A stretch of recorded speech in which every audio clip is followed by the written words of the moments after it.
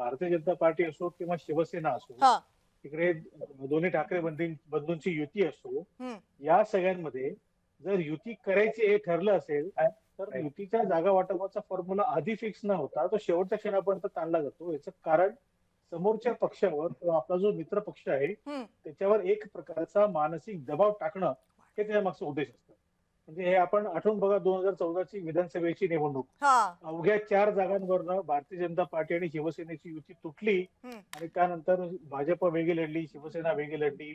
भाजपचा पहिल्यांदाच मुख्यमंत्री झाला. आपल्या सगळ्यांना तो इतिहास माहिती आहे. पण शेवटच्या क्षणापर्यंत ताणून धरणं, ह्या सगळ्या गोष्टी राजकारणामध्ये होत असतात.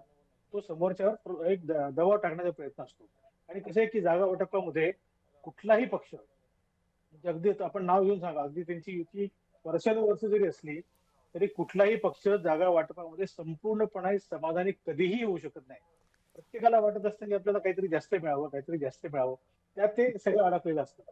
याच्यामध्ये गंमत अशी आहे ना, की मित्रपक्ष म्हणवायचं एकमेकांना आणि मित्रपक्ष म्हणत असताना आपल्या मित्रपक्षापेक्षा आपल्या जागा जास्त कशा निवडून येतील हां. याच्यावर फोकस करणं आणि मित्रपक्षाचे पंख कुठेतरी कापण्याचा प्रयत्न करणं हं. हे राजकारण असतं.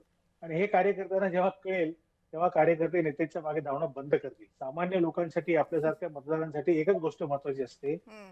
आमचे प्रश्न सोडवण्यासाठी कुठला पक्ष लायक आहे, बरोबर. तो महत्वाचा असतो. कोणाला किती जागा मिळाल्यात आणि कोणाला किती जागा मिळाल्या नाहीत, त्यांचं आपापसातलं काय चाललंय, हं. याच्याशी सामान्य मतदारांना तेवढासा फारसा फरक पडत नाही. ठीक आहे. माझा असा अंदाज आहे की लोकांना जेव्हा उमेदवार आपला कोण हे कळतं, त्यानंतर ते त्या उमेदवाराची हिस्ट्री काढायला सुरुवात करतात, की हा हं. कोण आहे बाबा, याचा चेहरा काय आहे, याने काय काम केलंय, त्याचं काय हं. बॅकग्राऊंड आहे, हं. हे सगळं ते नंतर सुरू होतं.